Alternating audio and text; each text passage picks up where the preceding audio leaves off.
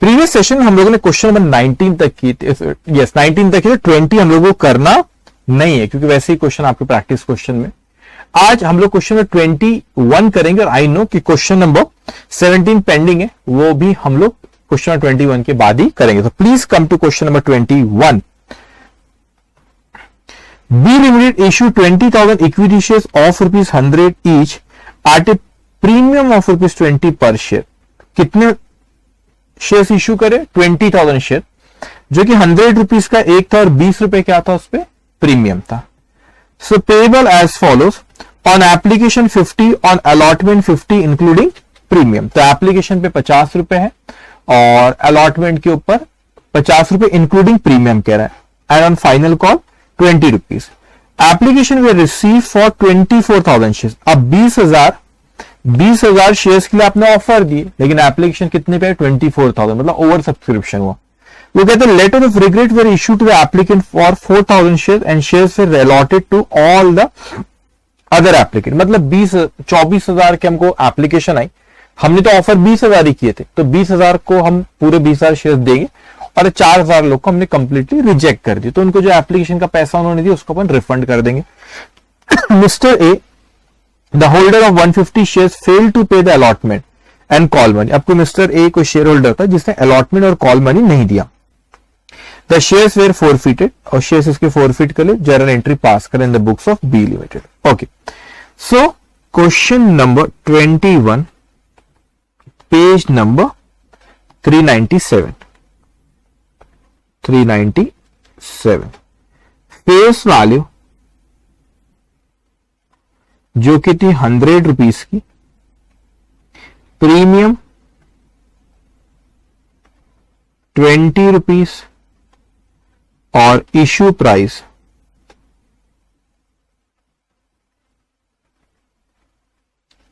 $120। So question में अपने से कहता है कि एप्लीकेशन के वक्त कितने पैसे दे रहे हो? एप्लीकेशन के वक्त वो दे रहे ₹50। तो एप्लीकेशन के वक्त ₹50, अलॉटमेंट के वक्त टोटल ₹50 इंक्लूडिंग प्रीमियम। तो प्रीमियम कितने का है? ₹20 का। तो फेस वैल्यू कितने से रिप्रेजेंट करे? 30। तो 50 100 गए, तो बचे हुए ₹20 फाइनल कॉल पे। फाइनल कॉल पे बचे हुए ₹20। अब उसने आपने से कहा, क्या पूछा? Show the journal entries in the books of B limit. अपने को जर्नल एंट्रीज पास करना है इसकी। Okay, I don't know why, ये आई थिंक इंस्टीट्यूट के मटेरियल का क्वेश्चन है या इंस्टीट्यूट के मटेरियल का क्वेश्चन है, ये कोई एग्जामिनेशन में है। इसमें एक चीज आपने ऐड कर लेना, इवन तो आपको उसमें एक चीज ऐड करना, show the journal entry in the books of B limited and prepare cash book. ऐसा है, आपके नोट्स में नहीं दिखाऊंगा बेटे, तो इसको लिख लो, प्रिपेयर कैश बुक। ठीक है, ओके। तो कैश बुक भी बना। अब आपको पता है कि कैश बुक में कैश वाले आइटम कैश बुक में आएंगे, और जो कैश बुक का बैंक कॉलम बोलो, पहले बैंक में पैसे आए, जो भी हो कैश बुक बनाना है। तो आप अगर आप ऐसा माने एप्लीकेशन उसका पैसा अकाउंट में ही आता है, बैंक अकाउंट में, तो we are talking about the bank column. और उसके अलावा जो सारे ट्रांजेक्शन रहेंगे वो कहां पे आएंगे? जर्नल में। सो एक काम करेंगे आप, पहले यहां पे कैश बुक लिखो, in the books of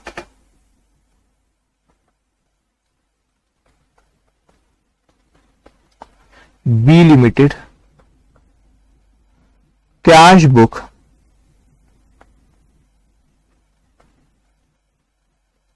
bank column only. Okay, इसको 6-7 लाइन का ड्रॉ कर लेंगे, 7-8 लाइन का इसको ड्रॉ कर लेना आपने।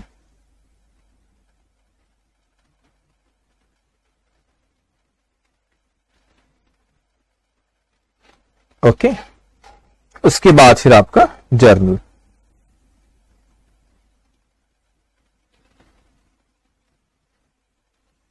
तो आप जर्नल को एक पेज के लिए ड्रॉ कर लेंगे।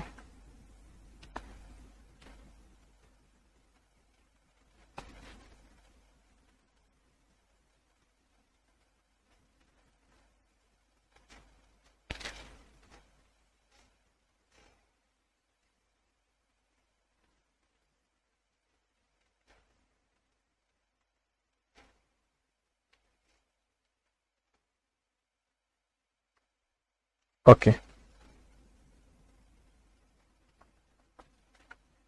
Date particulars debit amount credit amount. Okay, ठीक है, डेट पर्टिकुलर्स डेबिट क्रेडिट। ध्यान से बच्चों, अब यहां पे सबसे पहले आपने 20,000 शेयर्स इशू करे मतलब ऑफर करे, लेकिन एक्चुअल एप्लीकेशन कितनी की है बेटे? 24,000 की। तो क्या एंट्री पास होंगी? Bank account debit to equity share application account. पहले पैसा आया तो आप बैंक अकाउंट, आपने कैश बुक बनाया तो वहां पे लिखेंगे to equity share application account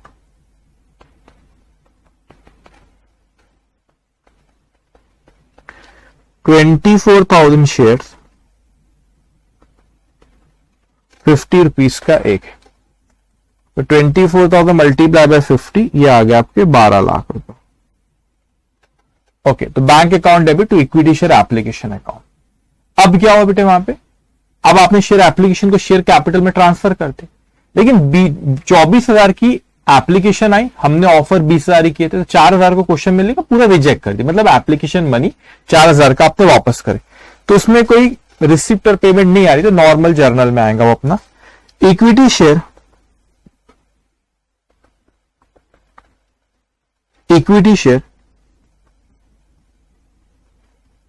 application account debit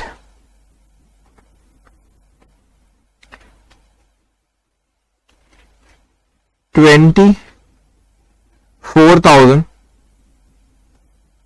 इसको आप एक एंट्री में भी कर सकते हैं, दो एंट्री में भी कर सकते हैं, ठीक है।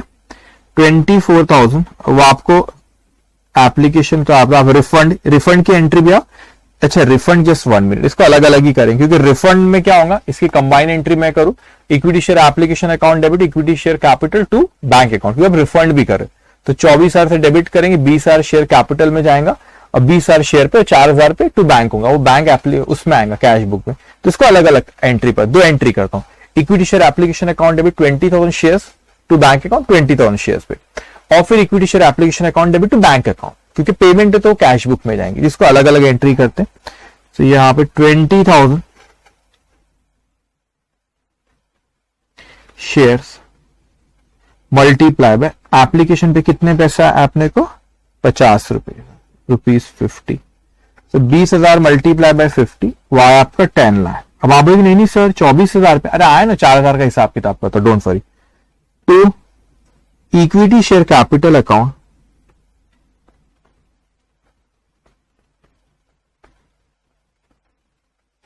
$1 lakh, not 1 lakh, 10 lakh.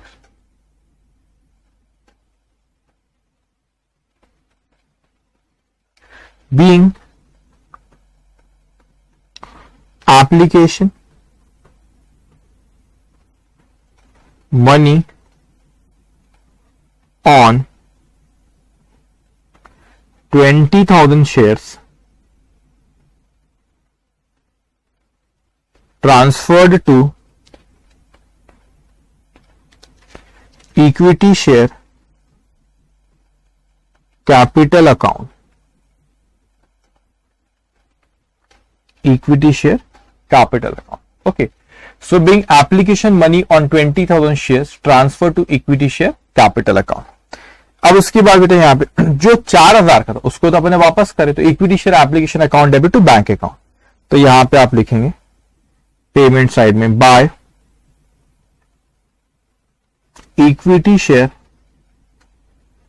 Application account. अब सिलेबस खत्म होने पे आ रहा है, ये सब चीजें बेसिक चीजें याद है ना, अकाउंटिंग प्रोसेस में जो कैश बुक में आया तो वो कैश बुक में लिखता, अदर बुक्स में नहीं आता, ठीक है। Okay, so 4,000 shares multiply by ₹50, 4,000 multiply by 50, how much? 2 lakhs, 2 lakhs। Okay, equity share application account debit to bank account. अब अलॉटमेंट ड्यू होगा, तो अलॉटमेंट ड्यू 20,000 शेयर्स पे होगा, तो equity share allotment account debit equity share allotment account debit 20,000 share. अब थोड़ा संभल के बेटा, यहां पे आपको 50 रुपए से ड्यू, तो 50 रुपए से होगा, लेकिन शेयर कैपिटल में 30 रुपए के हिसाब से जाएगा और सिक्योरिटी प्रीमियम में कितना 20 रुपीज के हिसाब से। तो equity share allotment account debit 50 के हिसाब से ये आया आपका 10 lakh to equity share capital account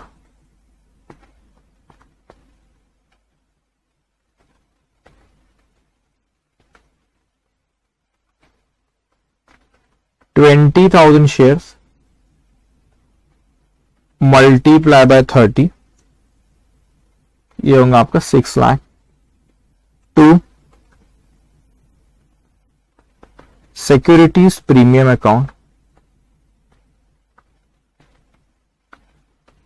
20,000 shares multiply by 20, तो ये आएगा आपका 4 लाख रुपए। बीइंग allotment money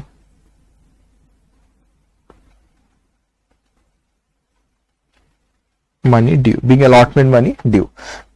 अब ध्यान से बेटा, अब पैसा आने की बारी जब आएंगी, थोड़ा संभल क्या, कैश बुक भी बना रहे और ये बना रहे, पैसा अपने को पूरे 20,000 शेयर्स पे नहीं आया, क्योंकि कोई शेयर होल्डर था जिसने 150 शेयर्स होल्ड करके रखा था, उसने अपने को नहीं दिया, तो पैसा अपने को 20,000 में से अगर 150 शेयर हटा दूं तो 19,850 शेयर्स पे आया, 150 पे नहीं आया तो वो कॉल्स इन अरियर्स में जाएंगे।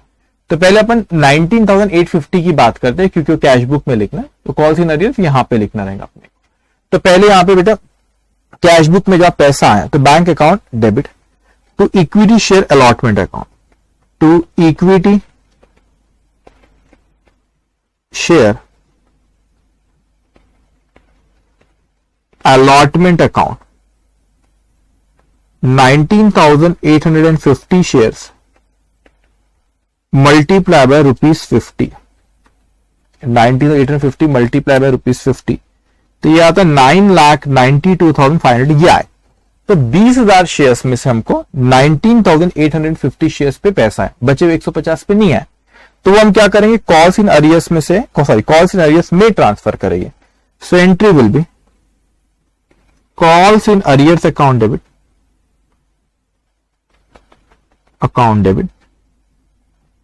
150 shares मल्टीप्लाई बाय जो 50 रुपए अपने को आना चाहिए था, तो 150 मल्टीप्लाई बाय 50, ये आ रहा आपका 7,500 to equity share allotment account,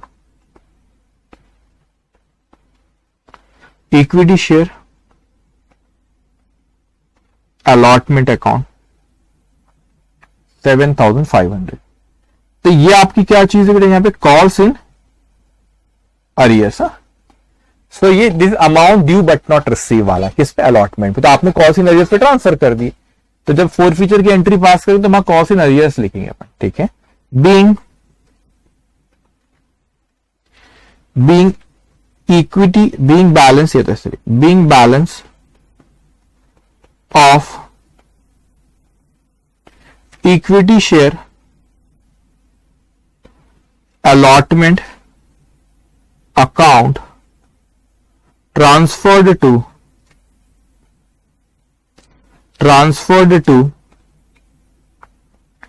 calls in arrears account, transferred to calls in arrears account। Okay, अब आपके यहां पे फाइनल कॉल ड्यू होगा कितने रुपए से, आपने अभी फोरफीचर नहीं करे, फाइनल कॉल भी पूरे से ड्यू होंगे। क्वेश्चन में लिखा है मिस्टर ए ने अलॉटमेंट और कॉल मनी नहीं दिया, अलॉटमेंट और कॉल मनी दिया नहीं, कॉल मनी भी नहीं दिया, इसका मतलब कॉल मनी बुलाए जब भी उसने नहीं दिया, ऐसा कह रहा, तो कॉल मनी भी बुलाए, तो ड्यू पूरे 20,000 से, अभी फोरफीचर अपन ने नहीं किए बेटा, तो 20 रुपए है फाइनल कॉल पे, तो आप एंट्री पास करेंगे, share final call account debit to share capital 20 रुपए के हिसाब से। So equity share final call account debit 20,000 shares multiply by 20, ये आपका 4 lakh. To equity share capital account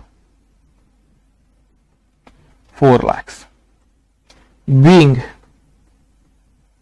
final call due on 20,000 shares. अब रिसीव्ड अपने को पूरे 20,000 पे नहीं हुआ, क्योंकि 150 शेयर जो मिस्टर ए ने होल्ड करके रखा उसने नहीं दिया, तो रिसीव कितने में 19,850 शेयर्स पे। So bank account debit to share final call account, तो बैंक अकाउंट को डेबिट करेंगे आप। To equity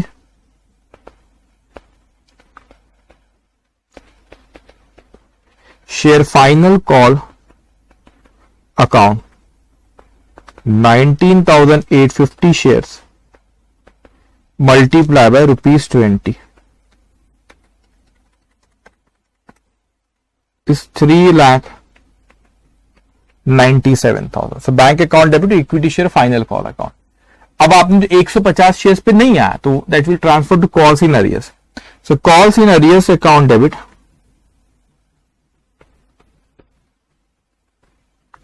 calls in arrears account debit 150 shares multiply by 20, तो ये वो आपका 3,000 रुपए, सही कह रहा हूं ना, 150 multiply by 20, yes. To equity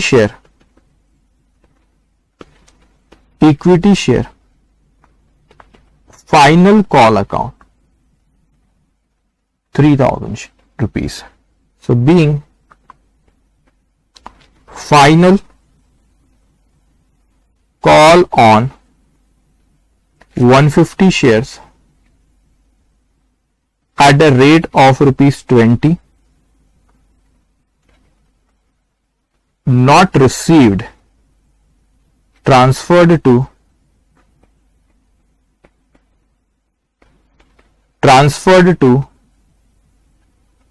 calls in arrears account. Transfer to calls in arrears account में आपने उसको ट्रांसफर कर दी। अब उसने अपने से फोरफीचर की एंट्री पूछा है बेटा, याद रखना आपने कॉल्स इन अरियर्स अकाउंट में ट्रांसफर करे है ना, तो amount due but not receive we have transfer to calls in arrears account, तो हम उसको क्रेडिट करेंगे अभी फोरफीचर के वक्त। सो यहां पे मैं हेडिंग दे देता हूं, फोरफीचर की एंट्री पास कर रहे हैं। सो आपका कैपिटल इतने से कम हो रहा है, फोरफिट करे तो decrease in capital debit. So equity share capital account debit, equity share capital account debit 150 shares face value of called up, बुलाया पूरे हमने 100 रुपए, तो वो 100 रुपए, तो ये आएगा आपका 15,000 rupees. Now securities premium account, आप बोलेंगे सर सिक्योरिटीज प्रीमियम अकाउंट का आप डेबिट क्यों कर रहे, क्योंकि इसने अलॉटमेंट का भी पैसा नहीं दिया, तो सिक्योरिटी प्रीमियम का अमाउंट हमको रिसीव नहीं हुआ, तो डेबिट करेंगे। सो 150 शेयर्स, प्रीमियम कितना 20, तो ये आ गया आपका 3,000 रुपीज। अमाउंट जो रिसीव हुआ फोरफिटेड शेयर्स अकाउंट, अमाउंट जो रिसीव है सिर्फ एप्लीकेशन का हुआ 50 rupees. Forfeited shares account 150 shares multiply by ₹50, तो 150 मल्टीप्लाई बाय 50 ये आपका 7,500। ओके, अब आपको amount due but not receive, amount due but not receive वो कितना आपका बेटा, आपने पहले कॉल्स इन अरियर्स में ट्रांसफर करे, तो कौन सा, तो ये था आपका, ये 50 रुपए ये, और ये 70 रुपीज था, तो टोटल भी आप लिख सकते 7,500 और ये 3,000, तो that's come 10,500। So to call, don't write to share allotment और टू शेयर कॉल अकाउंट, क्यों, ऑलरेडी आपने क्लोज कर दिए थे, कॉल्स इन अरियर्स अकाउंट में ट्रांसफर करके, इसीलिए यहाँ पे क्रेडिट होगा to calls in arrears account 10,500। ये 10,500 कैसे, आप इसको 150 शेयर्स मल्टीप्लाई बाय ₹70। अब आप बोलेंगे 70 कहां से लाया, तो 50 रुपीज अलॉटमेंट के नहीं आए और कॉल के 20 रुपए नहीं आए। ठीक है, अब बीइंग forfeited या forfeiture of 150 shares for non-payment of allotment and final call, allotment and final call। Okay, done. किसको आपने ख्याल रखेंगे, क्वेश्चन हमारा यहाँ पे खत्म होता है। सिंपल क्वेश्चन थे तो आप लोग को मैंने देना चाहिए था करने। ओके, अब एक क्वेश्चन हम लोगों का बचा हुआ है। कौन सा क्वेश्चन है? Question number 17। अब क्वेश्चन नंबर 17 पे आप आ जाएंगे भाई। क्या कह रहे हैं? इंस्टीट्यूट के मॉडल का एक क्वेश्चन है। X company limited was incorporated with an authorise share capital of 90,000 equity share of ₹10 each. तो कोई एक्स कंपनी लिमिटेड थी जिसके ऑथराइज कैपिटल था 90,000, 10 रुपए का एक शेयर था। The company purchase land and building. अब कंपनी ने क्या करी बेटा? यहां पे लैंड एंड बिल्डिंग परचेज करी। ठीक है, company purchase land and building from Y company limited for ₹4 lakh. अब 4 लाख रुपए की कोई लैंड एंड बिल्डिंग परचेज करे, payable in fully paid up shares of the company. अब वो कहते हैं कि 4 लाख की जो बिल्डिंग खरीदे उसके बदले में हम कंपनी अपने शेयर्स देंगे। कितने के शेयर? पूरे के पूरे 4 लाख रुपए की जो हम लैंड एंड बिल्डिंग खरीदा उसके बदले में कैश ना देते हुए मैं अदर देन कैश कंसिडरेशन हो रहा है। तो 4 लाख रुपए की जो मैंने लैंड एंड बिल्डिंग खरीदा उसके बदले में मैं आपको शेयर दे रहा हूं। ठीक है, शेयर्स दे रहा हूं मैं आपको अपनी कंपनी के। अब ऑथराइज शेयर 90,000 होंगे, मगर मेरे को 4 लाख रुपए देना, 10 रुपए का एक शेयर, तो मतलब 40,000 शेयर्स मेरे को देना रहेगा। The balance of the shares were issue to the public. अच्छा, पब्लिक को भी इशू करे तो 90,000 में से 40,000 शेयर्स तो लैंड एंड बिल्डिंग हमने परचेस करे, तो उसको कैश ना देते हुए हम शेयर्स दे रहे मेरे अपने कंपनी के। और बचे वो कहते हैं कि वो आपने पब्लिक में इशू कर दिए। बचे कितने आपके? 50,000 share which we are fully subscribe and paid for, जो कि शेयर होल्डर्स ने खरीद भी लिए। We are required to pass journal entry, फिर बैलेंस शीट भी पूछा। तो पहले मैं जर्नल एंट्री पे आते, बहुत सिंपल है बेटा। ठीक है, अब यहां पे अदर देन कैश कंसिडरेशन भी आ रहा है। तो question number 17 page number 396।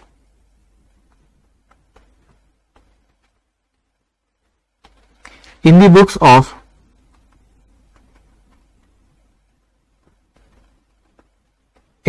of X company limited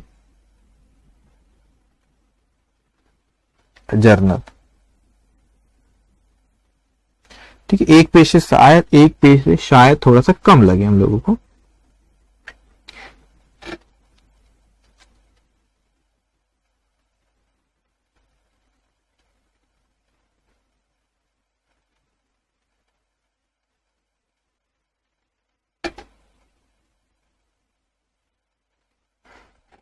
okay, ध्यान से बेटा। अब देखो यहां पे सबसे पहले लैंड एंड बिल्डिंग परचेज करें।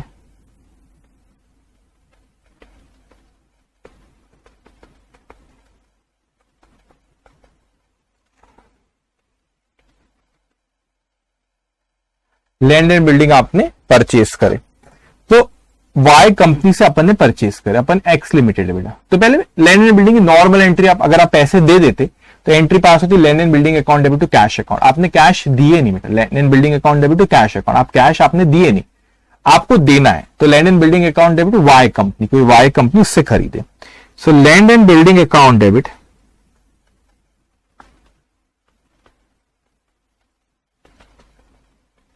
₹4,00,000 की land and building to Y company limited account ₹4,00,000 being the land and building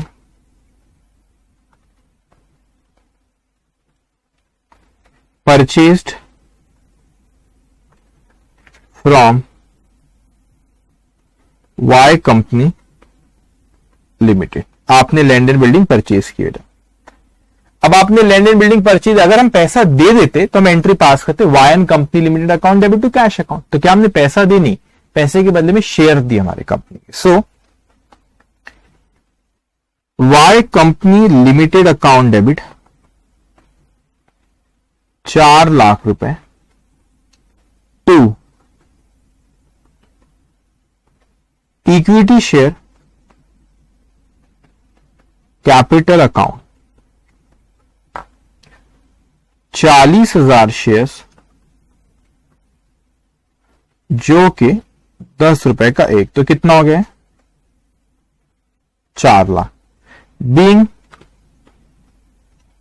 40,000 shares of rupees 10 each issued to Y company limited on purchase of land and building। अब इसको अच्छे से समझना था। आप अगर देखा जाए तो ये अकाउंट तो Y and company account close हो गया। पहले आपने क्रेडिट करे, लायबिलिटी क्रिएट कर, हमने लैंड एंड बिल्डिंग से परचेज की और फिर उसके बदले में हम लोग ने शेयर्स दे दी, तो अकाउंट क्लोज हो गया, वाई कंपनी अकाउंट क्लोज हो गया।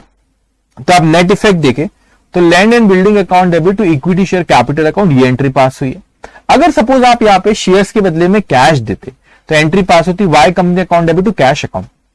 पहले land and building account debit to Y, then Y to cash, cash credit. लेकिन हमने पैसा दिए नहीं उसको, हमने हमारी कंपनी की क्या दी? शेयर दी। तो एक नई चीज आपने यहां से की, अदर देन कैश कंसीडरेशन को कहते कि हमारे पास लैंड एंड बिल्डिंग आई, उसके बदले में हमने कैश नहीं, हमने क्या दिए? शेयर्स दिए।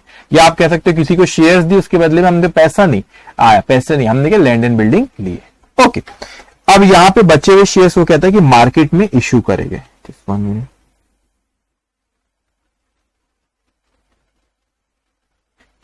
बचे हुए शेयर्स हमने मार्केट में इश्यू करें। सो बैंक अकाउंट डेबिट, अब उसने क्वेश्चन में ऐसा नहीं बोला कि कुछ एप्लीकेशन पे आ रहा है, कुछ अलॉटमेंट पे आ रहा है, कुछ कॉल पे आ रहा है, ऐसा उसने अपने को कहा कि क्वेश्चन में? नहीं, ऐसा नहीं कहा। तो आप ऐसे ही मानेंगे कि पूरा पैसा साथ में है। तो बैंक अकाउंट डेबिट, बचे हुए शेयर, तो 9,000 ऑथोराइज शेयर कैपिटल है बेटे, 9,000 कह रहा, सॉरी 90,000, 90,000, और 40,000 अपन ने लैंड एंड बिल्डिंग के लिए इश्यू करे, और बचे हुए पब्लिक में उसने कहा बैलेंस पब्लिक में, तो 90,000 में से 40,000 तो अपन ने लैंड एंड बिल्डिंग के लिए दे दी, तो बचा कितना? 50,000। ओके, बचा कितना? 50,000। Okay, so here bank account debit 50,000 shares multiply by 10 rupees का एक, तो कितना हो गया? 5 लाख रुपए। So bank account debit to equity share application and allotment. आपके सर ऐसा क्यों लिख रहे हैं एप्लीकेशन एंड अलॉटमेंट? क्योंकि पूरा पैसा जब एक साथ आ जा रहा है तो एप्लीकेशन अलॉटमेंट सबका, तो यहां पे to equity share application and allotment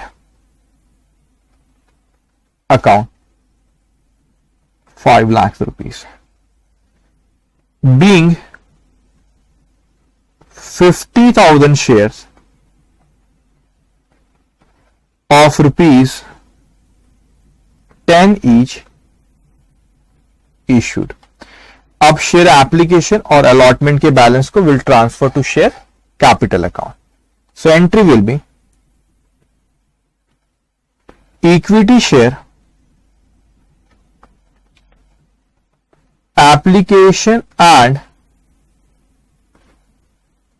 allotment account debit 5 lakhs to equity share capital account 5 lakh, being shares allotted for application money received। Okay, ध्यान से बच्चों। अब अगर आप यहां पे देखो, जैसे ऊपर में वाई अकाउंट क्लोज हो गया था, जैसे ऊपर वाई अकाउंट क्लोज हो गया, वैसे यहां पे अब शेयर एप्लीकेशन अलॉटमेंट अकाउंट को पहले क्रेडिट करो, फिर क्या करे बच्चों, अपन ने डेबिट करे। तो ये अकाउंट भी क्लोज हो गया। अब उसने आपसे क्वेश्चन में पूछा है कि आप बैलेंस शीट भी बनाओ। अब मुझे बताओ, जो अकाउंट क्लोज हो गए वो तो बैलेंस शीट में ऑब्वियसली उसके बैलेंस ही नहीं बचे ना। आपका वाई अकाउंट क्लोज हो गया, उसका कोई बैलेंस ही नहीं बचा, आपने डेबिट और क्रेडिट कर दिए। आपने उसी तरह बच्चों यहां पे जो इक्विटी शेयर एप्लीकेशन और अलॉटमेंट अकाउंट था वो भी क्लोज हो गया, क्योंकि उसका कोई बैलेंस बचा नहीं, आपने क्रेडिट करे फिर डेबिट करे।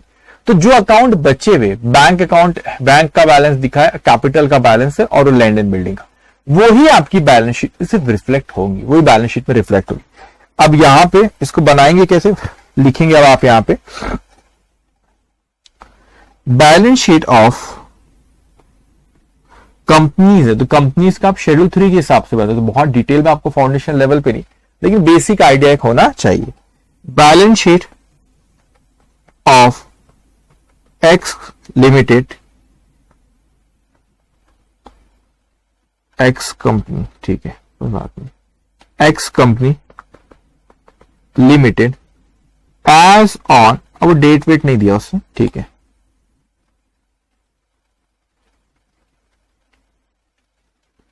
As on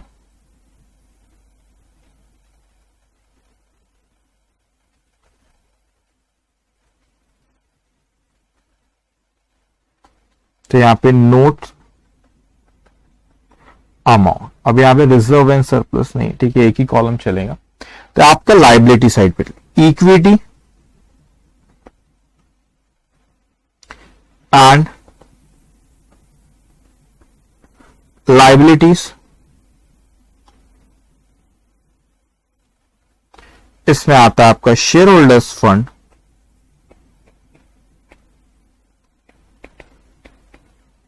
funds, share capital, share capital. अब इसका notes to account number 1, reserve and surplus में कुछ है नहीं, तो ये लाइबिलिटी साइड की टोटल आप यहां पे करोगे। अब वैसे तो आपको इसके नीचे ही एसेट भी लिखना होता है, कंपनीज एक्ट में ऐसे ही लिखते। अब स्पेस नहीं तो मैं नेक्स्ट पेज में लिख रहा हूं, लेकिन आपने आपके नोटबुक में यहीं से शुरू हो जाना है आप, ठीक है, एसेट्स। तो यहां पे अब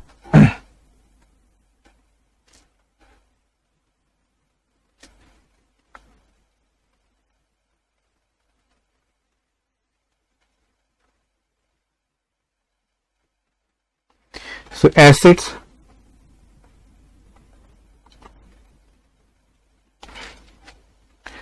नॉन करंट, इसमें एक आती है आपकी नॉन करंट एसेट, उसमें आप फिक्स एसेट को बुलाते हैं प्रॉपर्टी प्लांट एंड इक्विपमेंट के नाम से, प्रॉपर्टी प्लांट एंड इक्विपमेंट के नाम से। और एक होती है आपकी करंट एसेट, जिसमें सारी करंट एसेट आती है, जैसे कि स्टॉक हो गया, कैश का बैलेंस, बैंक का बैलेंस, उसे आप कहते हैं cash and cash equivalent, cash and cash equivalent. Okay, जैसे नोट्स टू अकाउंट बना लेंगे अपन, और इसकी यहां पे टोटल एसेट क्या आएंगे। ओके, अब ध्यान से बेटा, अब अगर आप यहां पे देखते हो तो पहले अपन कैपिटल की बात करते बच्चों, ठीक है। ये जिसपे ना यहां पर जो अकाउंट क्लोज हो गए, जैसे ये क्लोज हो गए, तो ये नहीं आएंगे, ये जो ग्रीन कलर रेडिंग से मैंने यहां पे हाईलाइट कर रखा हूं, ठीक है। अब देखो यहां पे लैंड एंड बिल्डिंग, अच्छा पहले कैपिटल की बात कर लेते। तो ये कैपिटल आपका 5 लाख रुपए का कैपिटल यहां पे बच्चों, और ये 4 लाख का दिखा आपको, इक्विटी शेयर कैपिटल 4 लाख, और यहां पर आपका इक्विटी शेयर कैपिटल 5, 4 और 5 कितना हो गया, 9 लाख। तो आपने ये देखना, जब बैलेंस शीट बनाते सारे आइटम जो यहां पे टिक कर रहे हैं कवर होना चाहिए, कुछ भी छूटना नहीं चाहिए। जो क्लोज हो गया पहले उसको हटा दिया, ये वाई क्रेडिट करे डेबिट, वो कैंसिल हो गया, फिर आपने क्रेडिट करे डेबिट, वो कैंसिल हो गया। अब ये आपके पहले कैपिटल की बात कर ले रहे, ठीक है, 4 लाख और 5 कितना, 9 लाख, 90,000 शेयर, 10 रुपए का एक। तो आप नोट्स टू अकाउंट नंबर 1 यहां पे लिखेंगे, notes to account, notes to accounts number 1, share capital,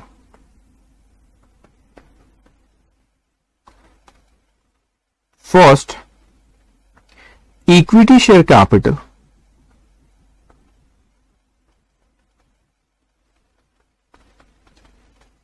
equity share capital.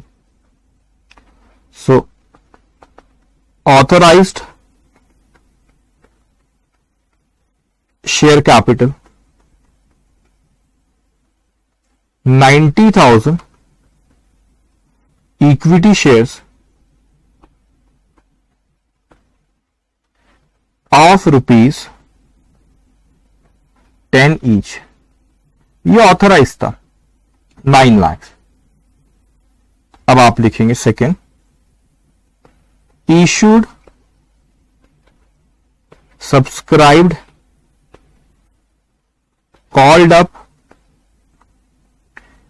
And paid up capital, paid up capital. So 90,000 equity shares of rupees 10 each. तो ये भी पूरे के पूरे इश्यू हो गए थे। 4 लाख रुपए वो लैंड एंड बिल्डिंग के लिए और 5 लाख रुपए के आपने मार्केट में। ठीक है, अब एक चीज ख्याल रखना, कंपनीज एक्ट में डिटेल में सीए इंटर में पढ़ोगे, लेकिन आपको पता रहना चाहिए अभी भी कि जो भी share other than cash consideration issue करते, ये 90,000 रुपए में से 40,000 ऐसे शेयर थे जो कि आपने लैंड एंड बिल्डिंग परचेज कर दो उसके बदले में दिए। तो 90,000 में से 40,000 ऐसे शेयर थे जिसके बदले में कैश नहीं है, कोई चीज आई जरूर है, एसेट आई हमारे पास, लैंड एंड बिल्डिंग आई, कैश लैंड एंड बिल्डिंग आई, कैश नहीं आई बच्चों। तो इसके बदले में हमारे पास कैश नहीं आई है 40,000 के बदले। तो कंपनीज एक्ट का शेड्यूल 3 कहता है वो अपने को लिखना पड़ता है कि भाई 90,000 में से 40,000 ऐसे शेयर इश्यू करे, उसके बदले में लैंड एंड बिल्डिंग आई, कैश नहीं आई। ठीक है, तो लिखेंगे अब यहाँ पे कंपनीज एक्ट कहता है इस तरह मेंशन करना पड़ता है, इसलिए मैं लिख रहा हूं out of the above 40,000 shares have been allotted as fully paid up without payment received in cash. अब ये मत इंटरप्रेट कर रहे सर उसमें तो पैसा मिला ही नहीं तो कैसे शेयर इश्यू, अरे पैसा नहीं मिला उसके बदले में कोई और एसेट मिली ना, कैश भी एसेट है और जो कोई लैंड एंड बिल्डिंग भी एसेट है, कोई और एसेट उसके बदले में अपने को मिली। तो ये 9 लाख रुपए आप बैलेंस शीट में लिखेंगे। तो नोट्स टू अकाउंट क्या होता है, डिटेल होती है कि भाई 9 लाख रुपए की डिटेल है यहाँ पे इंफॉर्मेशन। तो 9 लाख रुपए आप यहाँ पे बैलेंस शीट में यहाँ पे लिख देंगे 9 लाख रुपीस। अब उसके बाद आप यहां पर अगर एंट्रीज में देखो तो आपको यहां पे ये दिखती है लैंड एंड बिल्डिंग। तो लैंड एंड बिल्डिंग कितने की, 4 लाख रुपए की, तो वो एसेट है आपकी। तो उसके बारे में भी अब आप यहाँ पे, उसका नाम है property plant, heading property plant and equipment, और एसेट का नाम है लैंड एंड बिल्डिंग। तो एक अकाउंटिंग स्टैंडर्ड 10 है, आप पढ़ोगे। अभी तो अपन फाउंडेशन लेवल पे फिक्स एसेट बोलते, लेकिन आपको पता रहना चाहिए AS 10 एक होता है, वो डेप्रिसिएशन चैप्टर में भी आपको बताया था, AS 10 होता है बेटा। तो उसमें आपको लैंड एंड बिल्ड, उसको मैं आपको AS 10 they don't use the word fix asset, they call it now property plant and equipment. तो ये heading property plant and equipment, ठीक है, ये हमारी टेंजिबल एसेट है।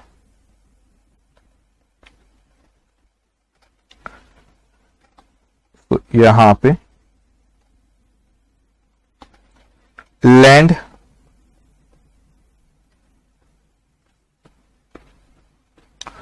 And building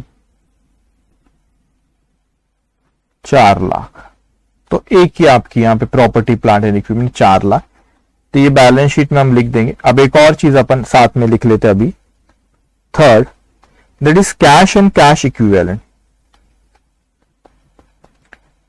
cash and cash equivalent करके एक हेडिंग होती है जिसमें कैश का बैलेंस, बैंक का बैलेंस आता है। तो यहां पे बैंक बैलेंस, ये बैलेंस विद बैंक,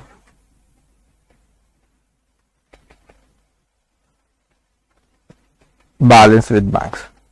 तो कितना है आपका यहाँ पे बैलेंस विद बैंक, अगर आप देखोगे तो 5 लाख, ये बचा हुआ बस आपका 5 लाख रुपए आए थे। तो 4 लाख आए नहीं थे, वो लैंड एंड बिल्डिंग आई थी, तो ये 5 ही लाख आए थे अपने पे, 5 लाख।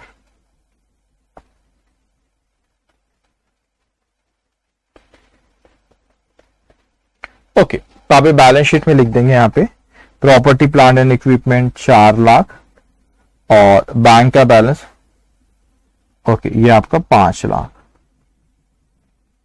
तो टोटल आ गया आपका 9 लाख। ओके डन, लिखे आपने इतना 9 लाख रुपीस, लिखे आपने इतना। ओके ओके, सो यहां पे हमारा क्वेश्चन नंबर 17 भी खत्म होता है। अब हम लोग जो इस चैप्टर में हमको एक चीज पढ़ा, that is issue of debenture. So जब हम लोग ने चैप्टर शुरू किए थे बच्चों, तो यहां पे आपने देखे थे, जब ये चैप्टर शुरू किए थे, कहां गया, ओके सो हमारा इंट्रोडक्शन पार्ट तो ठीक है पहले हुई, तो फिर आपने इश्यू ऑफ शेयर्स पढ़े, फोरफीचर ऑफ शेयर्स पढ़े, री इश्यू ऑफ शेयर्स पढ़े। अब उसके बाद हम पढ़ने जा रहे issue of debenture, issue of debenture. तो लास्ट चीज है इस चैप्टर की आपकी, और मगर क्वेश्चंस छोटे छोटे काफी रहते हैं, छोटे छोटे रहते हैं, लेकिन पहले हम लोग कंसेप्ट के बारे में समझते कि इश्यू ऑफ डिबेंचर्स होती क्या चीज है। ठीक है, ध्यान से बेटा। अब मैं थोड़ी देर इसके कंसेप्ट के बारे में बात, क्वेश्चंस जल्दी जल्दी, छोटे छोटे क्वेश्चंस होते हैं इसके, लेकिन कंसेप्ट को आप अच्छे से समझ लेंगे। सो यहां पे issue of debentures, issue of debenture. अब थोड़ा सा फर्क समझना बेटा, क्या चीज होती है, मैं इसका डिस्टिंग्विश तो आपको बताऊंगा बेटा कि शेयर्स और डिबेंचर्स में क्या फर्क होता है, उस पर तो हम लोग बात करेंगे। सो लेकिन एक बेसिक जो मेन डिफरेंस होता है उसके बारे में बात करूं। एक बेटा मैं लिख लूं पहले यहां पे, ओके ठीक है, कोई नहीं ऐसे ही बना लेंगे, ठीक है। अब सपोज यहां पे ये कंपनी के शेयर होल्डर्स है बेटा, ये कंपनी के कौन है, शेयर होल्डर्स है। तो भाई कंपनी जब फंड रेस करती है तो कुछ शेयर होल्डर्स से करती है, कुछ शेयर होल्डर्स से करती है। तो भाई शेयर होल्डर से जब आपने जो फंड रेस करे, या मैं डिबेंचर होल्डर से फंड रेस करता, तो फर्क क्या है संबंध, मैं डिबेंचर होल्डर्स पे आता हूं। तो एक होता है मुझे कंपनी डायरेक्टर्स है, ठीक है, ये डायरेक्टर्स है, इनको पैसों की जरूरत थी, तो कंपनी ने क्या कर, डायरेक्टर्स ने परमिशन दी कि फंड रेस करो कुछ मार्केट में शेयर्स इश्यू करके। उसी तरह हम लोग फंड रेस कर सकते हैं, फंड रेस कर सकते, डिबेंचर होल्डर्स करके कंसेप्ट होता है, इन लोगों से भी पैसा हम लोग ले सकते। लेकिन क्या डिफरेंस होता है कि शेयर होल्डर से या डिबेंचर होल्डर से, ठीक है, क्या डिफरेंस होता है दोनों में बेटा कि शेयर होल्डर से और डिबेंचर होल्डर से जब आप पैसा रेस कर रहे हैं यहां पे, ठीक है, तो दोनों में फर्क क्या चीज होती है, इसको ध्यान से समझ। जब जो शेयर होल्डर से जब मैं पैसा लेता हूं, मैं तो कंपनी हूं, मैं जब शेयर होल्डर से पैसा लेता हूं तो उसके बदले में मुझे उन्हें कुछ देना पड़ेगा, है ना। तो उसके बदले में हम जब shares, in the case of shares, shares जब हम इश्यू करते तो उसके बदले में जो फायदा होता है, क्योंकि शेयर होल्डर्स कंपनी के ओनर्स होते हैं, वो ओनर भी होते हैं, उनको वोटिंग राइट। अभी डिफरेंशिएट आपका शेयर होल्डर और डिबेंचर्स, शेयर और डिबेंचर में क्या फर्क होता है अभी अपन आगे बात करने वाले। तो यहां पे मैंने शेयर्स इश्यू करा था बेटे, तो मुझे यहां पे उन लोगों से पैसा मिला, वो पैसा उन्होंने दिए, लेकिन शेयर होल्डर कंपनी के मालिक होते, उनको वोटिंग राइट्स होते। तो इसलिए जो भी प्रॉफिट होता है इन शेयर होल्डर्स को अपन क्या देते, डिविडेंड देते। प्रॉफिट जो भी होता है इनको क्या देते बच्चों, डिविडेंड देते। और ये डिविडेंड जो होता है बेटा, दिस इज अप्रोप्रिएशन। ये क्या होता है इनके, this appropriation of profit. Appropriation of profit का मतलब होता है कि प्रॉफिट के कोई हिस्से को आपने शेयर होल्डर्स को दिए। तो जो शेयर होल्डर्स होते हैं बेटा, जब हम शेयर इश्यू करते तो वो जो शेयर होल्डर जो पैसा कंपनी में लगाते वो कंपनी के मालिक होते, वो कंपनी के मालिक होते। और मालिक को आप प्रॉफिट का कोई हिस्सा देते हो, जैसे पार्टनरशिप फॉर्म में आपने देखे जो प्रॉफिट होता था हमारा, वो P&L अकाउंट का प्रॉफिट हम कैपिटल अकाउंट में ट्रांसफर कर देते थे पार्टनर्स के। तो यहां मालिक कौन है? यहां मालिक शेयर होल्डर। ऑब्वियसली जितनी उनकी होल्डिंग है उसके अकॉर्डिंगली डिविडेंड देते। ऐसा नहीं कि एक इंसान को पूरा प्रॉफिट बांट देंगे। तो आप डिविडेंड जो देते हो that is the appropriation of profit. Profit के कोई हिस्से को आप उनको देते हो। But at the same time जब मुझे पैसों की जरूरत थी तो मैंने मार्केट में डिबेंचर्स इश्यू करा। जैसे शेयर्स इश्यू करते ना बेटे, वैसे डिबेंचर्स भी करते। अब डिबेंचर्स जब मैंने इश्यू करा तो क्या फर्क है? डिबेंचर्स जब मैंने यहां पे इश्यू करा तो क्या फर्क है बेटा? तो डिबेंचर होल्डर को आप डिविडेंड नहीं देते हो। ये कंपनी के शेयर होल्डर्स नहीं, ये क्रेडिटर है कंपनी के। हमने इनसे लोन ली, इट्स लाइक ए लोन। हमने उनसे पैसा लिए, जरूर पैसा उनसे लिए, लेकिन हम उनको उसके बदले में प्रॉफिट का हिस्सा नहीं दे रहे। हम उसके बदले में उनको ब्याज देंगे, ब्याज इंग्लिश में इंटरेस्ट देंगे। तो शेयर्स के केस में हम उनको प्रॉफिट का हिस्सा देते हो क्योंकि शेयर होल्डर्स कंपनी के मालिक है, तो प्रॉफिट का हिस्सा हम उनको देते। But in case of debenture बेटा, they are not the owner of the company, they don't have the voting rights. So हम उनको प्रॉफिट का हिस्सा नहीं दे रहे कोई। हम उनको जैसे कोई बैंक से लोन लिया ब्याज देते इंटरेस्ट, वैसे हम डिबेंचर होल्डर को क्या देंगे? इंटरेस्ट। अब प्रॉफिट हो या ना हो, प्रॉफिट हो या ना हो, मुझे उन्हें इंटरेस्ट देना। जैसे बैंक से कोई लोन देते हैं तो प्रॉफिट हो या ना हो हमको बैंक को इंटरेस्ट देना ही होता है। इसीलिए ये इसे हम कहते हैं charge against profit. Charge against profit का मतलब होता है कि आप ये नहीं कह सकते कि मेरे को लॉस हुआ इस साल या प्रॉफिट कम हुआ तो मैं आपको इंटरेस्ट नहीं दूंगा, मैं बोलता नहीं देता इन प्रॉफिट का। नहीं, आप नहीं कह सकते, आपको इंटरेस्ट देना ही है। हाँ, डिविडेंड हो सकता है कि भाई आपने प्रॉफिट ही नहीं होता, आपने इस साल बच्चों डिविडेंड नहीं दिए, इट में हैपन, वो हो सकता है, लेकिन डिबेंचर के केस में ऐसा नहीं होता। अब हम लोग इसके डिस्टिंग्विश हो सकता है बेटा आपको कि डिस्टिंग्विश एग्जामिनेशन में आ जाए। वैसे मैं एक सेपरेट वीडियो एक सिर्फ थ्योरी के ऊपर मैं डिस्कस करूंगा, लेकिन आपको distinguish between debentures and shares. एक सेकेंड मैं लिख देता हूं यहाँ पे बाकी एंट्रीज ना मेरी आएंगी नहीं, क्योंकि एक मेरे को पूरा पेज लगने वाला है। ठीक है, अब मैं यहां पे एक ये चीज हो गई आपकी है इश्यू ऑफ डिबेंचर। ठीक है, distinguish between shares and debentures. तो आप ये रेफर करेंगे, refer page number 382, page number. और मैं आपको पहले ही कह रहा हूं थ्योरी प्लीज पूरी कोई थ्योरी पढ़ने मत बैठ, पढ़ने आप रेफरेंस के लिए पढ़ सकते हो जो थ्योरी थी, लेकिन एक्सप्लेन में यहां करता है, रटने मत बैठना उसको। ठीक है, पर रटने कुछ भी नहीं बैठना बेटे। ठीक है, बस जो मैं कह रहा हूं उसको बहुत ध्यान से समझ। अब शेयर्स और डिबेंचर में क्या फर्क है उसको अपन यहां पे अच्छे से समझते बेटा। सो यहां पे अगर आप देखेंगे तो डिबेंचर्स जो होते, मैं हाईलाइट कर देता हूं, डिबेंचर जो होते कंपनी के क्रेडिटर होते, और शेयर होल्डर्स जो होते वो कौन? डिबेंचर होल्डर्स कौन होते? कंपनी के शेयर होल्डर्स होते। और जो आपके ये होते share holder, sorry debenture holder जो होते कंपनी के क्रेडिटर होते। शायद मैंने शेयर होल्डर गलती से कह दिया। डिबेंचर होल्डर जो होते कंपनी के क्रेडिटर होते, और जो शेयर होल्डर्स होते कंपनी के ओनर्स होते, मालिक होते। तो क्रेडिटर क्यों भाई? नहीं, हमने इनसे पैसा लिए, अब डिबेंचर होल्डर को अपने को पैसा देना है, वो लायबिलिटी हमारे। अब डिबेंचर होल्डर जब कंपनी के ओनर नहीं है, इसीलिए उनको वोटिंग राइट्स नहीं रहते, और इन लोगों को शेयर होल्डर्स को क्या रहता है बच्चों? वोटिंग राइट्स रहता है। ठीक है, अब डिबेंचर इंटरेस्ट जो होता है आपका, उनको वोटिंग राइट्स नहीं होते। अच्छा, इनको वोटिंग राइट्स होते। अब यहां पे इंटरेस्ट पे करते, इंटरेस्ट इज पेड, और यहां पे क्या रहता है? यहां पे डिविडेंड पे करते, और डिविडेंड कोई फिक्स नहीं रहता बेटा, डिविडेंड कोई फिक्स नहीं रहता। प्रेफरेंस शेयर होल्डर के केस में फिक्स रहता है कुछ कुछ इसमें, लेकिन नॉर्मल इक्विटी केस में नहीं होता। प्रॉफिट हो तो देंगे, नहीं तो नहीं देंगे। तो यहां पर इंटरेस्ट पे करे डिबेंचर होल्डर को, और इक्विटी शेयर होल्डर को क्या दे रहे अपन? शेयर होल्डर्स को डिविडेंड देते। अब यहां पे बच्चों interest is a charge against profit. अब भी थोड़ी देर पहले बताया कि प्रॉफिट हो या ना हो हमको डिबेंचर होल्डर को इंटरेस्ट देना ही होता है, और ये अप्रोप्रिएशन ऑफ प्रॉफिट है। What is appropriation of profit? अगर आपको प्रॉफिट हुआ तो इंटरेस्ट देना है, अदरवाइज इंटरेस्ट देने की जरूरत नहीं है बच्चों। फिफ्थ पॉइंट बेटा आपका, डिफरेंट काइंड्स ऑफ डिबेंचर अलग अलग तरह के होते, मगर शेयर्स दो तरह के होते। कौन कौन से आपको पता है बच्चों? शेयर्स जो होते हैं आपके वो इक्विटी शेयर्स होते, और कौन से होते बेटे? प्रेफरेंस शेयर्स होते। तो दो होते, एक होता है इक्विटी शेयर्स, और एक कौन सा होता है बेटा? आपका प्रेफरेंस शेयर्स होता है। अब ध्यान से आप मेरी बात सुनेंगे। So there are different kinds of debenture such as, अलग अलग होते, जैसे कि अब उसको याद नहीं करना, सिंपल पता रहे, सिक्योर्ड एंड अनसिक्योर्ड डिबेंचर। कोई जो सिक्योर्ड रहते कंपनी को एसेट पर, अगर डिबेंचर होल्डर के पैसे नहीं देते, कोई और चीज जो चीज सिक्योर्ड रखी गई उसको बेच के डिबेंचर होल्डर रिकवर करेंगे। कोई अनसिक्योर्ड होते हैं, कोई रिडीमेबल इरिडीमेबल, थ्योरी के लिए बस लिखा होता है रिडीमेबल इरिडीमेबल डिबेंचर, लेकिन डिबेंचर रिडीमेबल ही होते हैं वो। एनीवेज डिबेंचर और रिडीमेबल इरिडीमेबल मतलब कुछ साल में वापस ले लेंगे, इरिडीमेबल जो वापस नहीं लेंगे।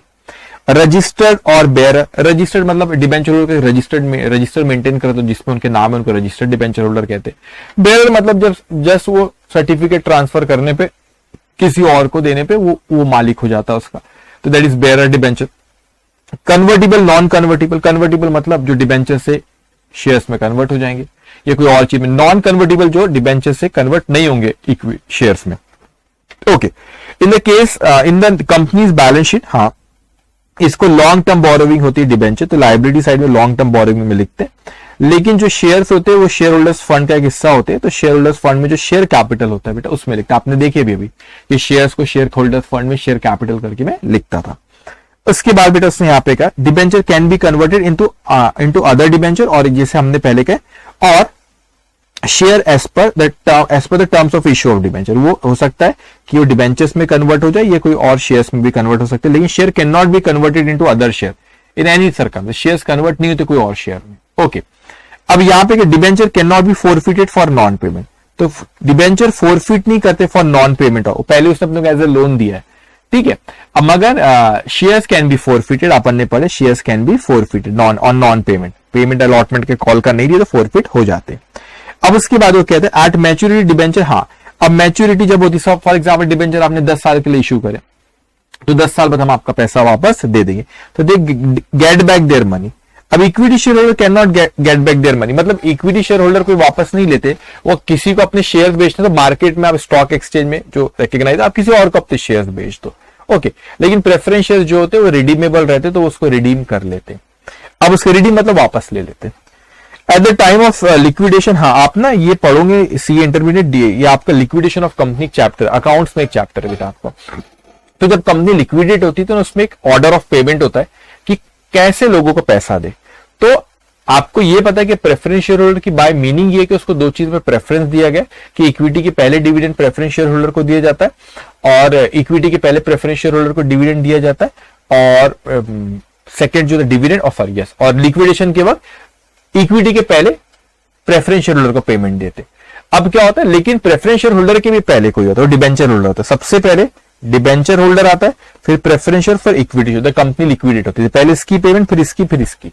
तो इसलिए यहाँ पे उसने कहा at the time of liquidation debenture holder are paid off before the share holder, ये तो शेयर होल्डर्स है ना, तो शेयर होल्डर्स के पहले आप किसको देते हो, डिबेंचर होल्डर को देते हो, और फिर eight the time of liquidation आप पे करते हो after paying debenture holder trade पे, मतलब आउटसाइड लायबिलिटी पे करके फिर आप शेयर होल्डर्स को पेमेंट, और शेयर होल्डर्स में पहले प्रेफरेंस को देते हो फिर इक्विटी को देते बेटा।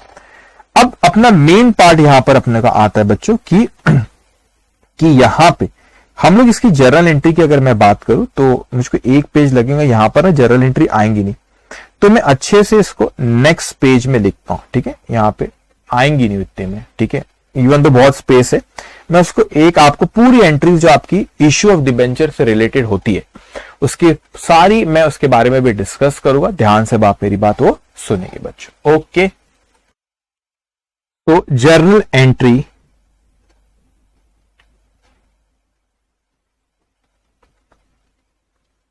Journal entries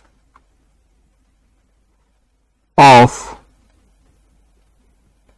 issue of debentures, of issue of debentures, ध्यान से बेटा, ठीक है। अब देखो यहां पे सबसे पहले मैं कहता हूं कि मैंने यहां पे इशू ऑफ डिबेंचर, मैंने डिबेंचर इशू किया, मैंने क्या किया बेटा, डिबेंचर इशू करते वक्त की ही मैं एंट्री पास कर रहा हूं। जैसे आप शेयर्स मार्केट में ऑफर करते ना, वैसे ही अभी अपन क्या ऑफर कर रहे हैं यहां पे, वैसे ही अपन क्या ऑफर कर रहे हैं यहां पे, डिबेंचर्स ऑफर कर रहे हैं। अब क्या होता है यहां पे कि यहां पे जब अपन डिबेंचर्स ऑफर कर रहे हैं यहां पे, तो यहां पे दो चीज आपकी, जस्ट 1 मिनट पहले मैं लिख लूं फिर कहता हूं।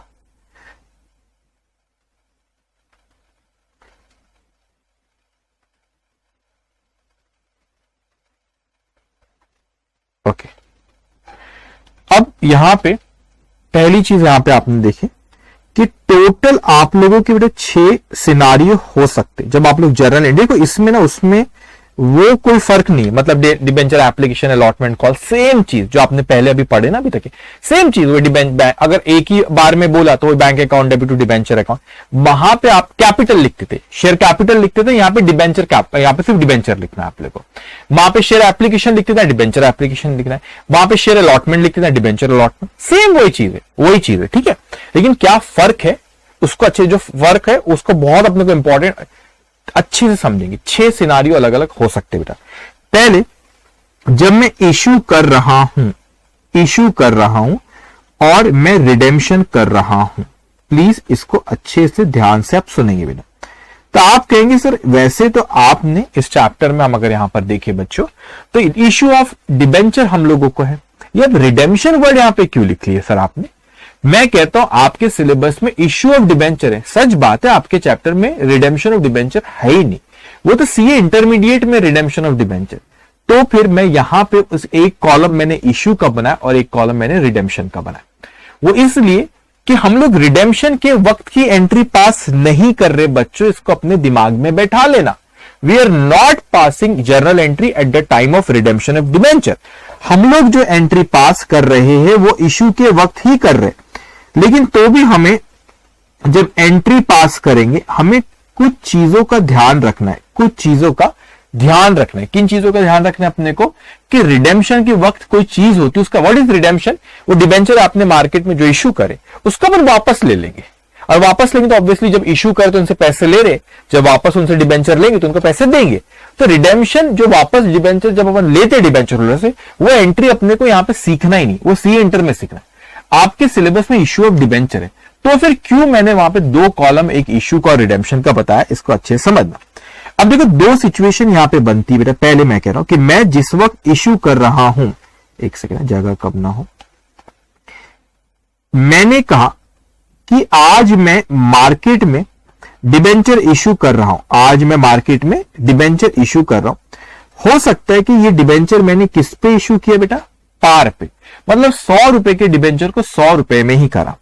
फिर मैंने कहा कि हो सकता है कि मैंने उसको प्रीमियम पे डिबेंचर इश्यू करा, मतलब 100 रुपए के डिबेंचर को मैंने 120 रुपए में इश्यू किया, या हो सकता है कि मैंने उसे डिस्काउंट में इश्यू किया, मतलब 100 रुपए के डिबेंचर को, देखो डिबेंचर आप डिस्काउंट में इश्यू कर सकते, शेयर्स आप डिस्काउंट में इश्यू नहीं कर सकते बच्चों, शेयर्स आप डिस्काउंट में इश्यू नहीं कर सकते, लेकिन डिबेंचर आप डिस्काउंट में इश्यू कर सकते।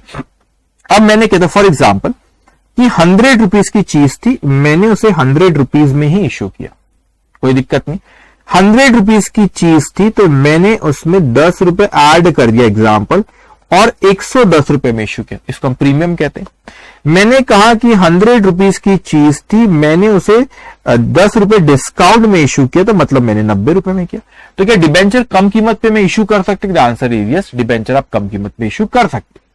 अब क्या होता है कि फॉर एग्जाम्पल मैंने आज डिबेंचर को मार्केट में इश्यू किया, और सिचुएशन 3 हो रही है, हो सकता है पार पे हो सकता है प्रीमियम पे, हो सकता है डिस्काउंट, लेकिन मैंने बेचते वक्त ही मैंने कहा कि ये डिबेंचर जब मैं वापस लूंगा, मैंने क्या कहा, बेचते वक्त ही इनसे कहा कि ये डिबेंचर जब मैं वापस लूंगा, उसको कहते हैं रिडेम्पशन बेटा। तो रिडेम्पशन के वक्त मैं उसको पार पर ही लूंगा, मतलब 100 रुपए में ही मैं आपसे वापस लूंगा। तो मैं जब आपसे वापस लूंगा तो मैं आपको उसके बदले में 100 रुपए दे दूंगा बेटे। तो मैंने, आप बोलेंगे नहीं सर, रिडेम्पशन करते वक्त भी तो 3 पॉसिबिलिटी हो सकती है। जैसे इश्यू करते वक्त 3 पॉसिबिलिटी थी कि आपने उसको पार पे, प्रीमियम पे, डिस्काउंट पे इश्यू करे, तो उस डिबेंचर को जब आप वापस लोगे, मतलब रिडीम करोगे, रिडेम्पशन कहते हैं उसको, रिडेम्पशन जब होगा उसका, तो जब भी तो पार और प्रीमियम और डिस्काउंट पे हो सकता है, पार पे और प्रीमियम पे हो सकता है, डिस्काउंट पे जनरली नहीं हो सकता। तो अभी मैं आपको ये डिस्काउंट पे क्यों नहीं हो सकता उसका लॉजिक भी मैं आपको बताऊंगा। अभी मैं आपको वो सिनारियो के बारे में सिर्फ बात कर रहा हूं कि जब मैं डिबेंचर आपसे वापस लूंगा तो किस कीमत पे वापस लूंगा, वो पहले से ही डिसाइड हो जा रहा है, वो पहले से ही डिसाइड हो रहा है बेटे। अब उसका इफेक्ट हमारी एंट्री पे पड़ेगा, इसलिए हमको यहां पे डिस्कस करना जरूरी है।